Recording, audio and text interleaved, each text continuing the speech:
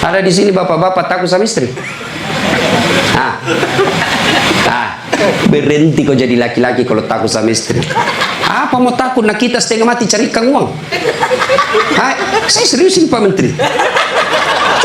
Coba lihat Pak. Dari pagi kita keluar mikir untuk istri, supaya dia bisa beli emas, supaya dia bisa pakai kudung yang bagus, supaya dia bisa pakai tas yang mewah, supaya dia bisa pakai sepatu yang up to date. Semua kita pikir itu. Mana pernah istri kita mikirkan kita bagaimana supaya kita pakai berlian? Tidak pernah. Kita pikir itu Pak. Bukan cuma di dunia, sampai di akhirat. Makanya tidak masuk akal saya kalau ada suami takut sama istrinya. Mana mau takut? Semua kita tanggung dunia akhirat. Ya, di dunia kita tanggung AC-nya. Di dunia kita tanggung cicilan mobil. Di akhirat kita tanggung lagi dosa istri. Lalu dia kasih takut-takut kita. Bagaimana ceritanya? Lain kalau dia kasih kita modal 10 miliar. Kau sudahlah, kau duduk saja. Kita takutlah nanti habis modal. Tapi kalau kita juga yang cari uang, lalu kita takut sama istri, tidak masuk akal saya.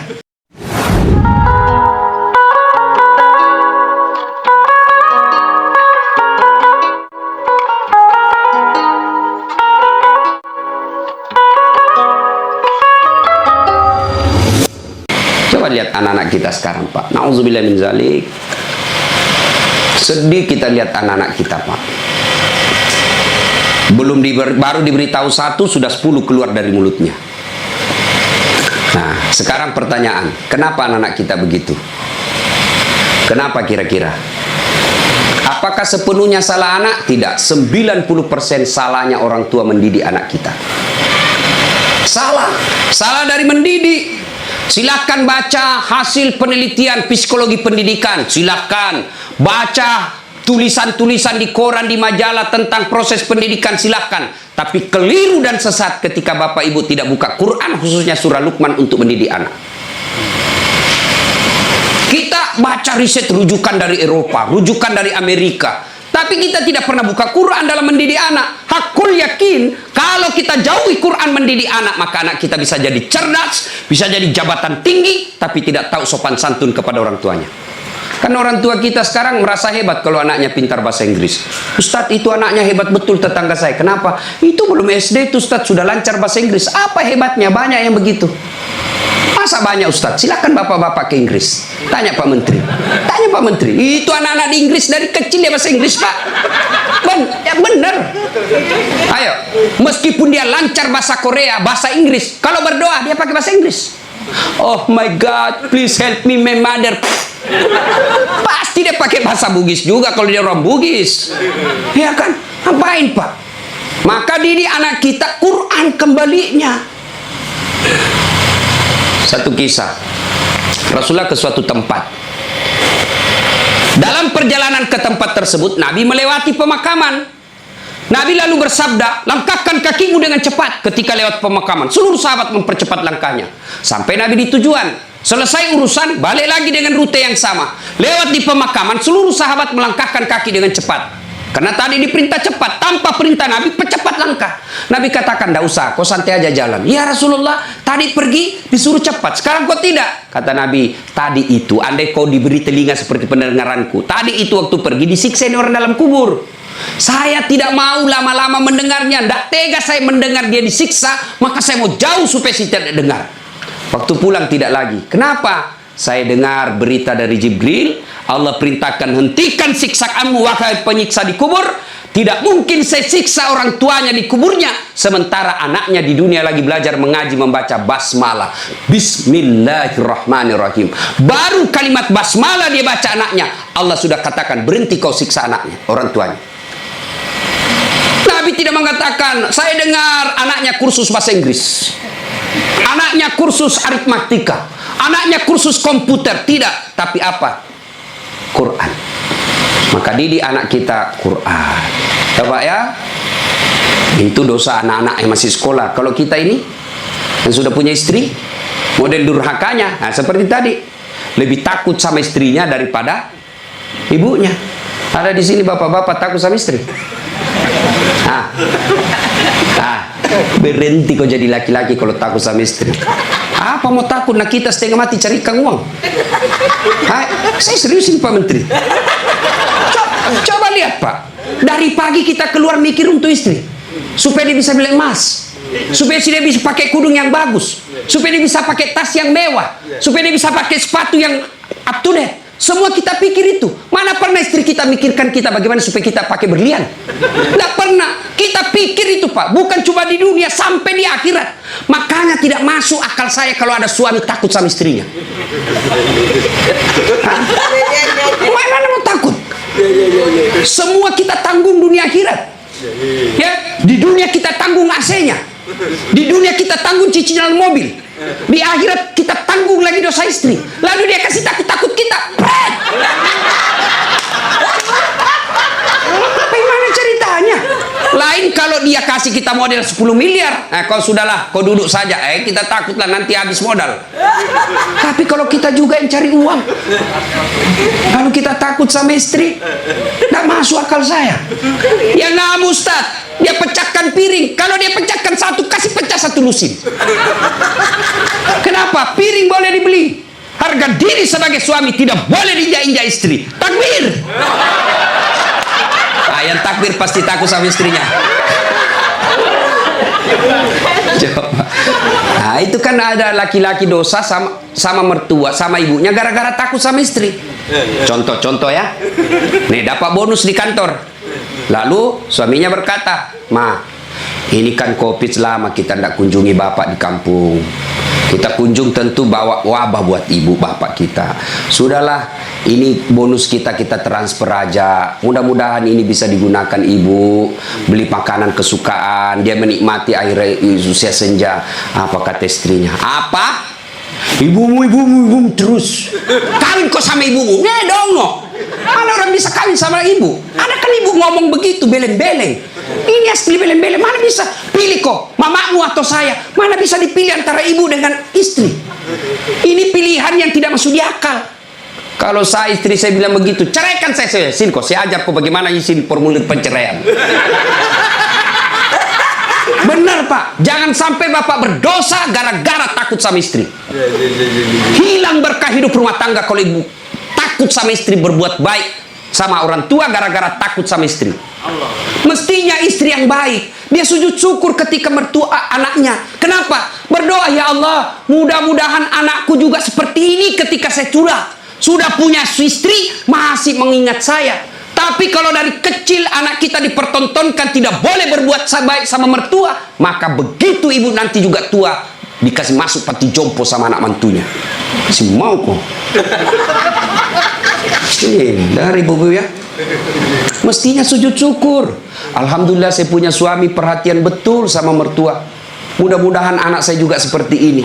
Ya Allah, terima kasih kau kirim orang tua ini. Gara-gara ini orang tua saya punya suami jadi menteri. Andai saja bukan suami orang tua ini punya anak, mungkin suami saya pengangguran. Bersyukur dengan cara apa? Jangan halangi. Dan kita juga suami jangan bersebelah. Mertua juga kita adalah orang tua kita. Konsep Islam itu ada 3 orang tua. 1 ibu bapak, 2 mertua, 3 orang yang pernah mengajari ilmu. Itu orang tua kita. Maka yang baik, datang ibunya suami, istri yang kasih hadiah. Datang orang tuanya istri, suami yang kasih hadiah. Malah jangan sembunyi-sembunyi. Karena takut sama istri, masuk di dapur mamanya, "Mak, jadilah istri saya, mati saya." Beleng-beleng. Ya, takbir. Jangan sampai bapak menjadi anak durhaka hanya karena takut kepada istri. Itu camkan itu Pak. Maka saya bilang sama istri saya, boleh kau marah-marah sama saya. Ada rezeki dari saya, kau habisi duit, itu rezekimu. Boleh kau maki-maki saya kalau kau marah. Boleh kau lempar kepalaku, yang penting tidak dikena. Satu yang tidak boleh sedengar, jangan pernah kau sakiti perasaan ibu saya. Begitu sakit perasaan ibu saya, tidak ada mantan orang tua. Tapi istri, banyak namanya mantan istri. Nah itu harus tegas, ini prinsip buat kita anak. Nah ini golongan pertama yang menderita ketika sakaratil maut, anak yang durhaka kepada orang tuanya. Bagaimana dengan almarhum anak Pak Tony? Atau kita yang sudah meninggal orang tuanya? Ustadz, saya dulu anak durhaka Ustadz. Berapa sering saya kasih keluar air mata ibu saya Ustadz. Tapi saya sudah sadar, saya sudah hijrah sekarang. Tapi orang tua saya sudah ada kubur. Gimana cara berbuat baiknya? Satu, doakan. Mendoakan orang tua tidak harus pakai bahasa Arab. Mendoakan orang tua bagi yang menikah ada 4 minimal kita minta. Ya Allah, ampuni dosanya. 2, terima amalnya. Ada amal tidak diterima? Ada. Amal-amal pilkada. Sumbang jilbab 10.000 supaya dicoblos. Nah, nanti ya Allah mana jilbabku 10.000 kata malaikat, bos pilkada jilbabmu. Ya, tidak sampai. Pun kalau ada amal orang tua kita seperti itu, dia pernah caleg, maka kita berdoa, ya Allah terima amalnya orang tuaku. Yang ketiga, lipat gandakan amalnya tersebut. Dan yang keempat, lapangkan alam kuburnya, jadikan kuburnya menjadi taman-taman surga. Lalu tutup dengan doa yang ada Al-Quran, Allahumma ghafirli wali walidayya warhamhuma kama rabbayani shaghira. Doakan. Yang kedua, cara berbuat baik kepada orang tua meninggal adalah bersedekah atas nama orang tua. Saudara-saudara sekalian, saya sebagai anak pertama, ini memang ada hak waris kita. Rumah ini kita 4 bersaudara, kita punya hak waris. Tapi inilah peninggalan Bapak yang beliau sejak jadi pegawai sampai pensiun mencicil rumah ini. Tidak elok rasanya begitu meninggal, beliau tidak menikmati rumah ini. Lebih baik rumah ini kita jual, kita belikan beliau jadikan masjid. Nah, setengah dari ini warisan barulah kita bagi. Bagaimana adik-adik? Setuju? Setuju, Kak. Nah, biasa kalau ada begini istri yang menghasut. Apa kek, kau kan anak pertama, masa kau mau diatur sama adikmu, dongo ini. Nah, itu biasa itu begitu. Jadi penghasut. Nah, bersedekah atas nama orang tua. Ada lagi yang berkata tidak sampai kalau sudah meninggal Ustaz. Mau bukti bahwa sedekah kepada orang meninggal sampai? Mau bukti? Mau Pak? Mau, saya kasih bukti. Gimana caranya? Bapak meninggal dulu, saya kirimkan sedekah. Sebab yang begini alam gaib Pak, tidak bisa diakali. Kalau Bapak tidak percaya sudah mati duluan deh, saya kirim Fatihah dengan binatang kurban. Yang ketiga, cara berbuat baik kepada orang tua sudah meninggal adalah mengunjungi karib kerabatnya. Besok lusa anaknya almarhum ya masih hidup, teman-temannya Bapak ketika sudah usur, anaknya sudah menjadi pembesar, maka kunjungi karibnya. Itulah cara berbuat baik kepada orang tua yang sudah meninggal. Dan yang paling konkret, kalau mau berbuat baik kepada orang tua yang sudah meninggal adalah jadilah anak yang soleh atau soleha. Nah, ibu bapak, saudara-saudara sekalian, nah ini yang perlu diluruskan. Orang datang melayat, 1, banyak injak-injak sunnah Nabi.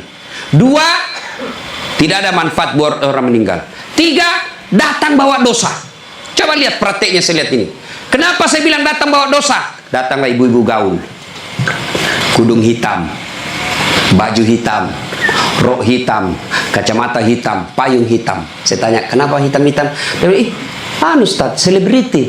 Tidak, sunnah itu putih-putih. Dosa enggak hitam-hitam? Tidak, tapi dicintai Allah dan Rasulnya kalau bapak ibu pakai putih-putih. 2, datang tambah-tambah dosa. Itu tadi sunnah Nabi. Yang kedua, datang tambah-tambah dosa. Kenapa tambah-tambah dosa? Datang cerita jelek aja orang Pak. Lewat 1, terutama ibu-ibu tuh. Mulai pintu dia lihat Pak, mulai dilihat dari ujung rambut sampai ujung kaki. Lewat si Kobi itu kata orang Bugis, si Kobi ini apa? Dia tidak cerita tapi mulutnya, matanya sinis. Kenapa? Lipstiknya palsu. Kenapa kau tahu? Melengket di giginya. Sudah 1 dia gosip, lewat lagi 1. Tidak serasi kudunya sama roknya. Dia bilang, iyo kayak umbul-umbul. Bahkan Ustadz pun digosipnya. Lewat Ustadz Dasar, itu juga bajunya yang di YouTube. Tadi saya lewat, ada saya dengar, itu juga bajunya yang di YouTube itu Pak Ustadz. Kenapa? Saya pakai baju kau yang sibuk. Nah, itu gosip. Maka ibu majelis taklim saya di Makassar, saya anjurkan. Ibu datang melayat, 1, ada wudhu. 2, bawa Quran minimal surah Yasin. 3, begitu datang, ibu baca Yasin bareng-bareng. Tidak bisa baca Yasin bareng-bareng, itu majelis taklim yang baik. Ketua majelis taklimnya, saudara-saudara sekalian, mari kita baca Yasin bareng-bareng, saya pimpin. Itu majelis taklim yang manfaat, bukan ngurus baju seragam. Apalagi memanfaatkan pilkada. Pak, anggota majelis taklim saya 300 Pak, tapi amban Pak, tapi minta tolong seragam Pak ya. Ada juga majelis taklim memanfaatkan begitu proposal banyak ketika pilkada. Nah, maka majelis taklim yang bagus, ada orang wafat, pimpin tahlilan. Sudah itu tidak bisa baca Yasin Ustaz. Sudah baca Al-Fatihah. Buru-buru Ustaz. Sudah baca Kul Huwallah 3 kali. Masih juga buru-buru Ustaz. Sudah tidak tahu baca itu semua Ustaz. Sudah baca saja la ilaha illallah, la ilaha illallah, la ilaha. Itu aja kita ulang-ulang selama kita melayat. Itu pun tidak bisa Ustaz. Ya sudah, kau diam saja. Tidak bisa juga diam Ustaz. Ya cepat kau pulang. Daripada tinggal bawa dosa saja. Nah, sudah. Yang ketiga, kenapa tidak ada manfaat buat orang meninggal? Tidak ada yang sholat jenazah. Bagaimana orang lain mau sholat jenazah, keluarganya aja tidak ada sholat jenazah. Mantunya sibuk ngurus ambulans, iparnya sibuk ngurus tenda, anaknya sibuk ngurus konsumsi. Tidak ada ikut sholat jenazah. Orang lain yang sholat jenazah, orang lain belum tentu ikhlas. Banyak yang sholat Ustaz. Kenapa banyak? Karena bapaknya menteri. Jadi tidak ikhlas orang. Tapi coba kalau keluarganya pasti ikhlas. Saya hampir jarang sekali melihat ibu-ibu sholat jenazah. Jarang. Maka jangan heran ketika ibu meninggal sedikit juga yang sholat jenazah. Kenapa? Karena waktu hidup jarang dia sholat jenazah. Maka wafatnya pun sedikit yang sholat jenazah. Ustaz tidak muat rumahnya Ustaz, di teras. Ustaz tidak ada air, tayamum. Ustaz tidak ada air, boleh tidak wudhu. Imam Syafi'i mensyaratkan wudhu, Imam Ahmad boleh tidak wudhu. Karena itu bukan sholat, dia hanya doa. Saya tidak tahu bacanya Ustaz, ikut saja sama imam. Yang penting takbir 4 kali, jangan ruku. Kalau bapak ruku, siap-siap malu sendiri. Nah, ini cerita, wallahualam benar atau tidak cerita ini. Takbir imam, Allahu Akbar, takbir juga dia, Allahu Akbar. Takbir kedua imam, Allahu Akbar, dia ruku. Dia, kenapa saya sendirian ruku ini? Takbir ketiga imam, dia sekalian sujud deh. Dia sujud. Pas selesai sholat ditanya, kenapa kau sujud? Dia bilang ini orang banyak sekali dosanya, tidak diampuni kalau tidak ruku. Supaya habis sekalian, ya sekalian saya sujud. Ini jawaban orang kepepet. Nah ibu bapak, saudara-saudara sekalian,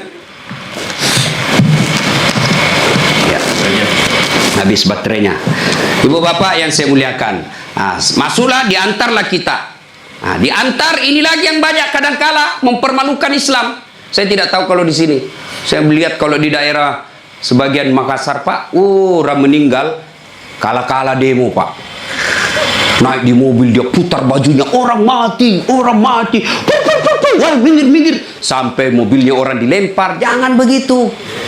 Ngapain buru-buru? Jadi sebelum diantar jenazah, keluarga yang berduka pidato. Terima kasih Bapak Ibu sudah memberikan kami dukungan moral, tapi tolong jangan mempermalukan kami di jalan. Jangan lagi menambah duka kami dengan mengganggu pengguna jalan yang lain. Saya kalau pergi mengajar, tiba-tiba jenazah di mobil jenazah, bagus cara pengantarannya, saya minggir Pak, saya kirimkan Fatihah. Kirim Fatihah untuk Rasulullah, saya ikutkan jenazah yang diantar. Tapi kalau menakutkan, tidak ada yang mau doakan. Ya? Ngapain buru-buru? Ngapain buru-buru? Kan ada lagi yang paham, tidak tahu dari mana dia belajar. Katanya kalau terlambat disiksa. Bagaimana ceritanya? Kalau dilewati 5 manu disiksa orang meninggal.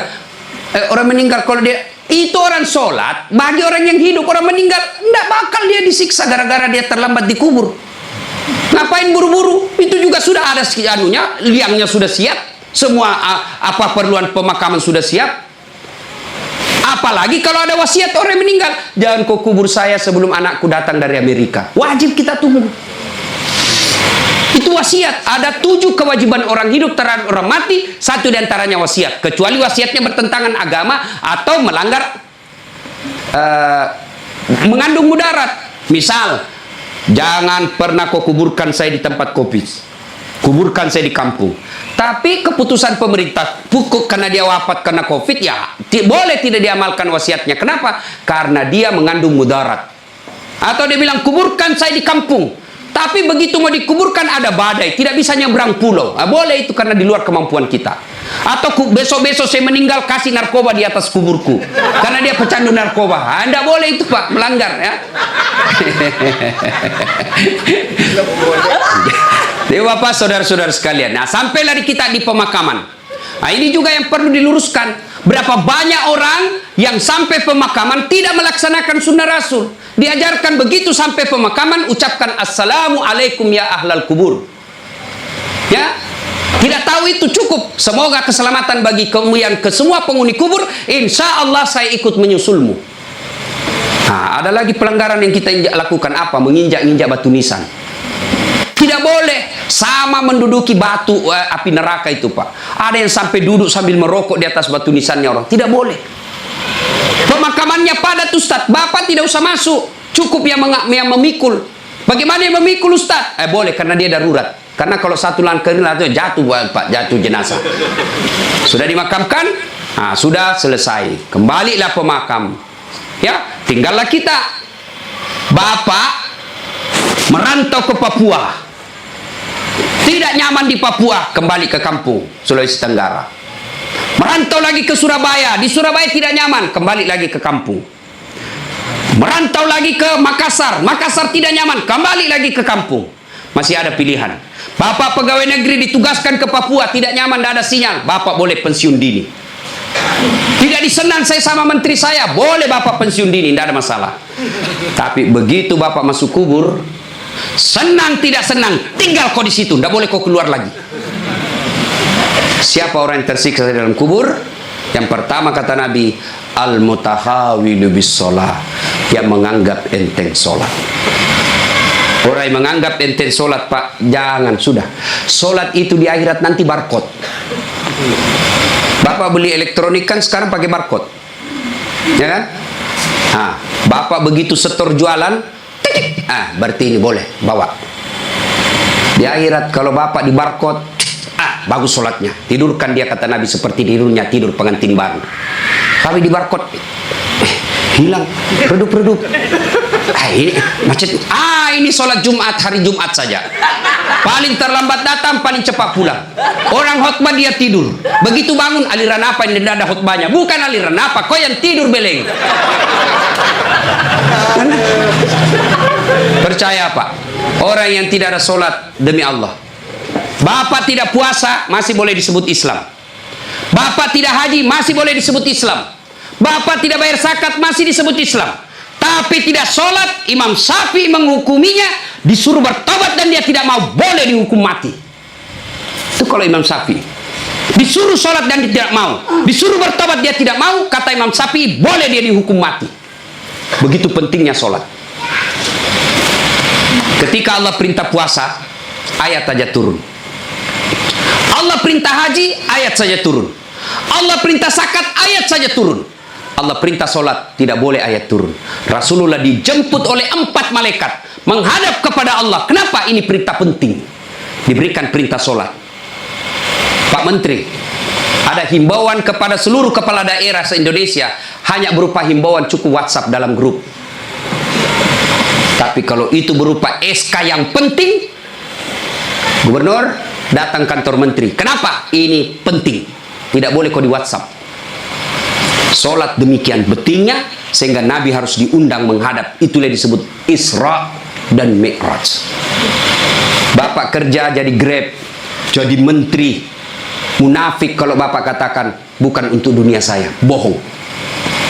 Kita bekerja apapun profesi kita untuk memperbaiki dunia. Lalu siapa yang punya dunia? Allah Subhanahu wa ta'ala. Artinya mustahil dunia dalam genggaman kalau yang punya dunia Bapak jauhi. Saya kasih contoh. Saya akrab dengan Pak Menteri. Saya datang ke Jakarta. Pak Menteri, saya mau jalan-jalan Jakarta ini, tapi tidak ada mobilku Pak Menteri. Kata Pak Menteri, aman terkendali Ustaz. Pak Menteri telepon ajudan. Ajudan, siap Pak Menteri. Itu ada Ustaz Dasat, kau jemput dia. Nanti dikena lagi kita di ceramah. Kau jemput dia. Kasih mobil yang bagus, kasih pengawalan, jangan lupa kasih pembeli pulsa. 1 jam kemudian datang ajudan. Tapi Pak Ustadz, kiriman Pak Menteri, aman, selesai masalah saya di Jakarta. Kenapa? Saya akrab sama Pak Menteri. Ada dari Makassar, tidak pernah ketemu, tidak pernah silaturahmi, tidak pernah didengar namanya, tidak pernah lihat. Assalamualaikum Pak Menteri, boleh pinjam mobilnya? Siapa ditelepon Pak Menteri? Ajudan, bukan. Siapa? Kapolres. Tangkap itu, penipu. Tidak pernah ketemu pinjamnya mobil, pasti penipu itu. Demikian juga dengan Allah. Bapak tidak pernah sholat, tiba-tiba sakit, ya Allah, saya sudah capek sakit, ya Allah, sembuhkan penyakitku. Allah berfirman, malaikat, karena dia sudah capek sekali cabut nyawanya. Sholat Pak.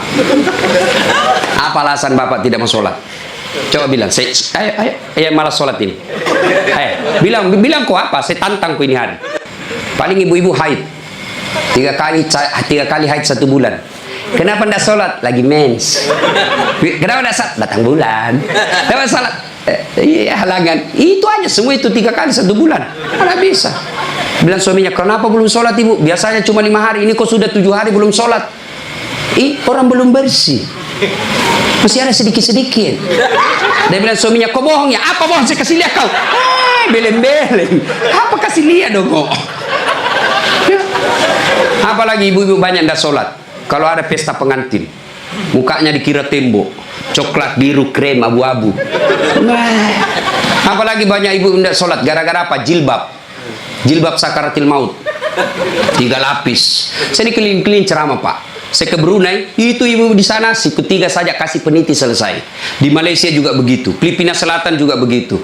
Saudi lebih gampang masuk kasih selesai Pak. Di sini la haula wala quwwata illa billah. Bingung saya lihat dia pengantin gimana cara ini pakainya. 3 lapis Pak, ada miring-miring sedikit. Nah, ada cipin-cipin ini, ada kayak pohon di belakang. Begitu dia bilang suaminya, Bu, kau pergi sholat. Sadar kok Pak, saya sadar, saya suruh kau sholat, pergi sholat. Kau ndak lihat ini Pak, 1 jam dipakai di jilbab. Dongo. Gara-gara jilbab ndak sholat, beleng-beleng. Kita nggak tahu Bu, saya suruh sini sholat Pak. Adik-adik, saya bisa cerita seperti ini karena saya alami.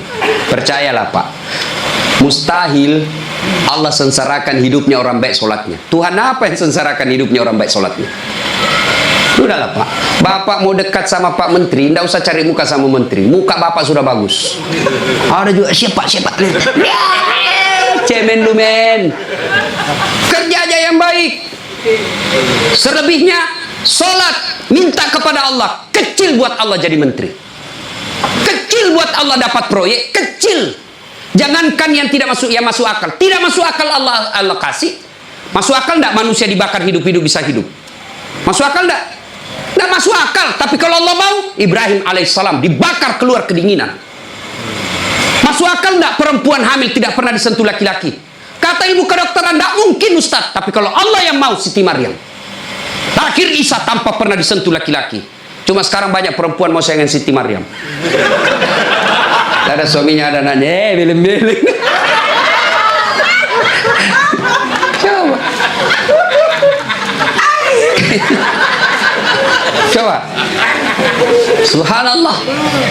Banyak kejadian tidak masuk akal tapi terjadi. Masuk akal enggak orang bisa hidup dalam perut ikan? Ada pernah masuk perut ikan? Kalau saya, ikan masuk dalam perutku. Kalau Allah yang mau, Yunus alaihissalam 40 hari dalam perut ikan, hidup keluar dengan selamat. Apalagi sekedar punya mobil kecil buat Allah, kecil.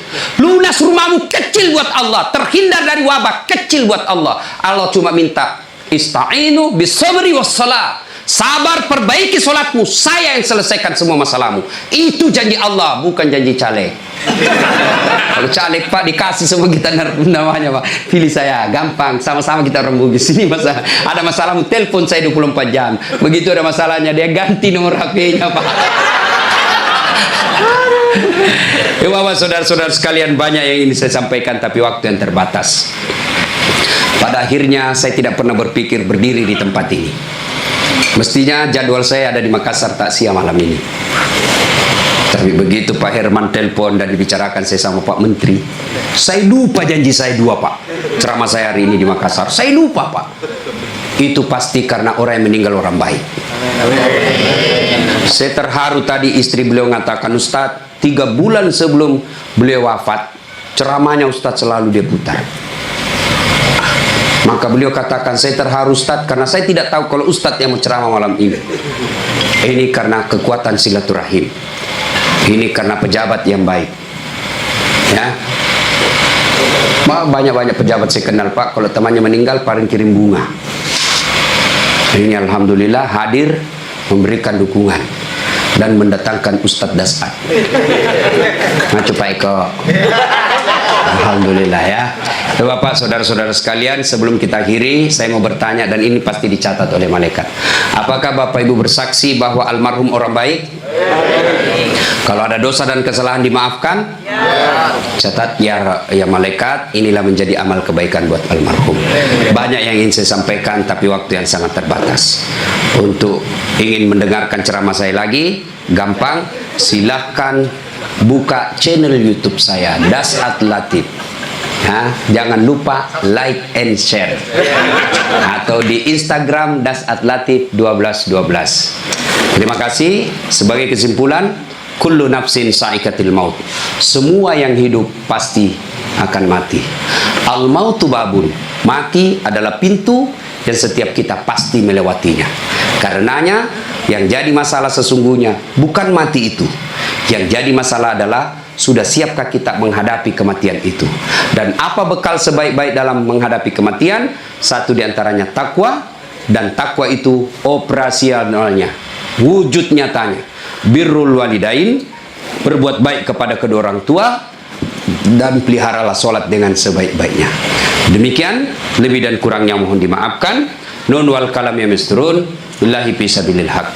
Sebelum kita akhiri, mari kita kirimkan suratul Fatihah kepada Rasulullah Muhammad SAW. Khasiat dan keutamanya kita ikhlaskan untuk almarhum Bapak Tony Effendi bin Muslim Effendi. Ila hadratin Nabi Mustafa Muhammad SAW. Summa hususil ruhil almarhum Tony Effendi bin Muslim Effendi. Al-Fatihah.